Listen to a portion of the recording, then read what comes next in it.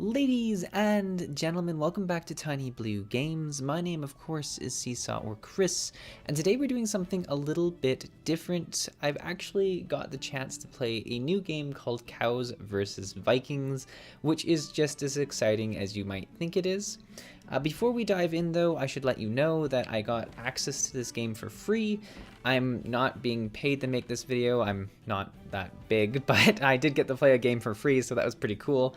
And it does tie in a lot with what I like to do outside of YouTube, which is really just helping smaller ideas, smaller projects grow. So it is a really cool experience, and I'm glad to be able to share this with you guys. And it's a pretty cool game. So it's on Steam, and it's a tower defense style game where you're defending your Viking village from cows, which these aren't regular cows. They have different types of cows that are either stealthy or ninjas or whatnot. And you can sort of see from the book here that it describes what all the enemies are, what your towers can be. And towers are kind of your good people. You can sort of set up troops at different places that will attack the cows as they come through the circuit. And you can decide between different types of towers and different spells as well. And that's more what the actual player does yourself with your mouse. So you can kind of do some sort of active shots as well as more passive defense with the towers, which is kind of cool. So it's a nice mix of passive versus active gameplay, which I think is really good. I haven't played a ton of tower defense games in my time, and the ones that I have played were either mobile or when I was young I played a bunch on addictinggames.com because I'm cool like that. So it's been a while since I've played one, and it's kind of refreshing actually to play something different than a shooter or an MMO for myself. So I have enjoyed it myself, and I've really enjoyed the art style. I think that's one of the biggest things I've noticed to be quite polished in this game. From the movement to the actual enemies to all of the towers, they do look really well, and it feels like your skills have a lot of impact with the animations that they do have. In terms of strategy, I don't really have a ton of tips. This is, I think, level 5 or level 4 out of a total 64 levels, I think it said. And that doesn't sound like a ton of levels, but they're actually pretty challenging. I've had difficulties getting past this level as well as a level before this. And some of it is learning curve because there is some attacks and towers that do more damage to different types of enemies, but some of it just really is not making any errors while you're playing, because if you're not careful, some of your towers can get destroyed. And then you're spending more money to actually bring that tower back where you could spend it to upgrade a tower.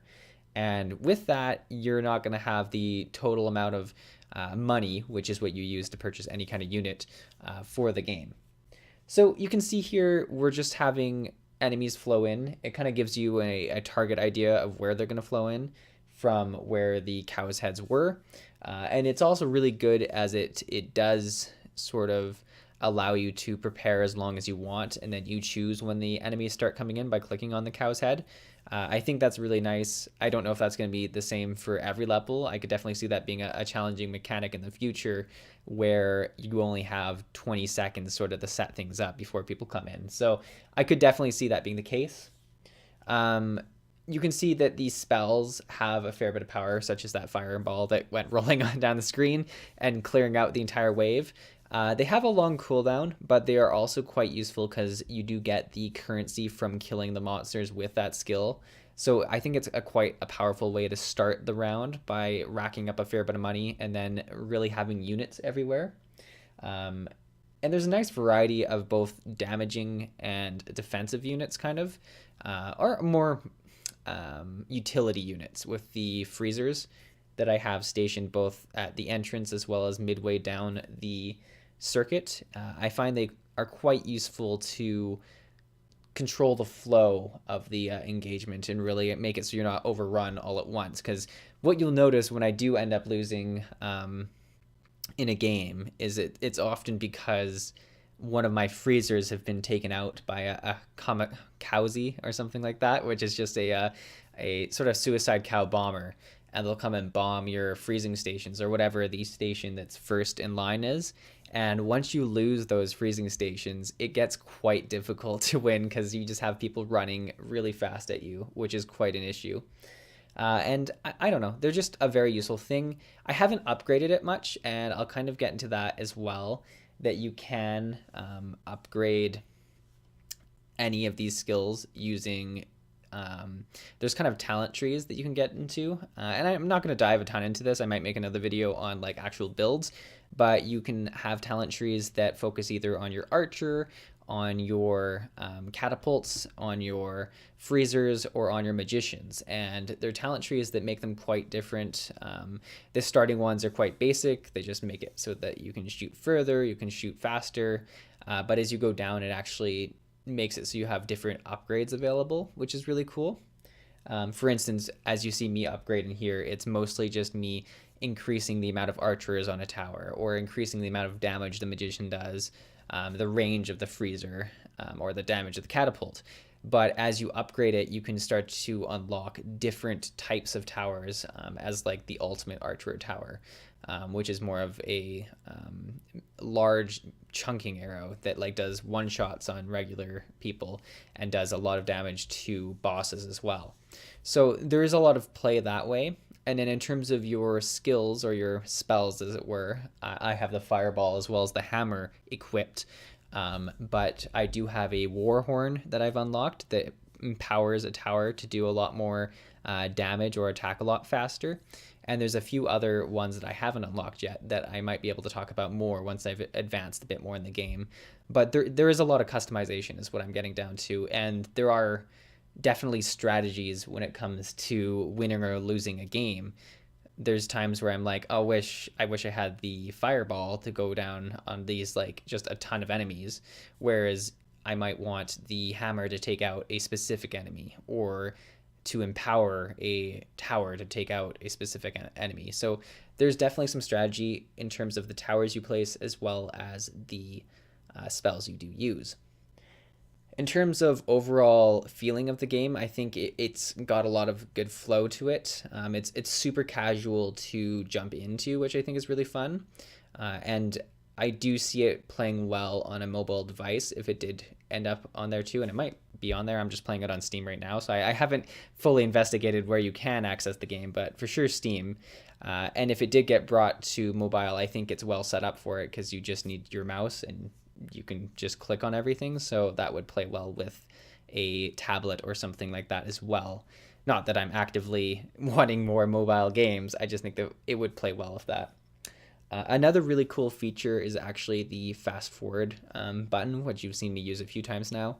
It's the bottom left button, and you push it and it just makes the gameplay go faster. So any skills you're using go faster, your troops go faster, and the enemies come in faster.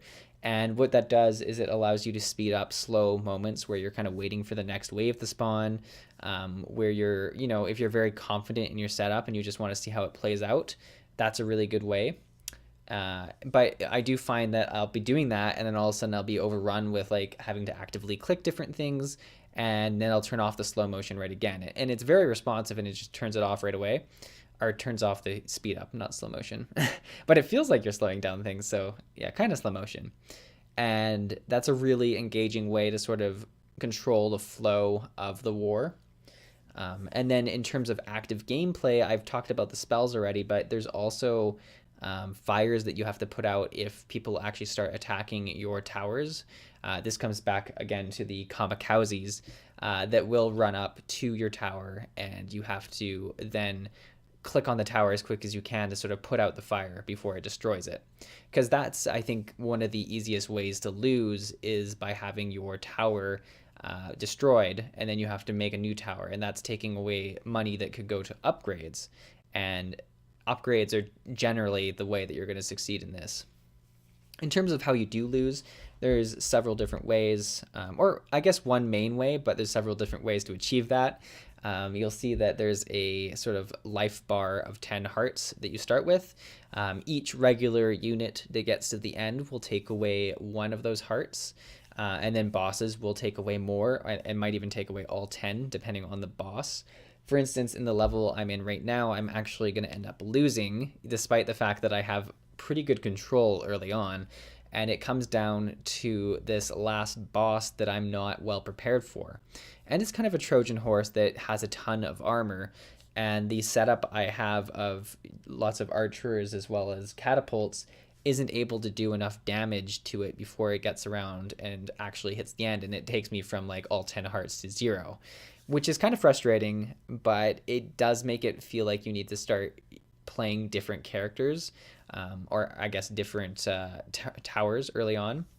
And I think that's a big thing when it comes to these tower defense games, is that in the past, I've often just like chosen one type of warrior or type of defense, and then I'll just like super upgrade that and put it everywhere. And I find that that strategy often overpowers whatever the hell is going to come your way.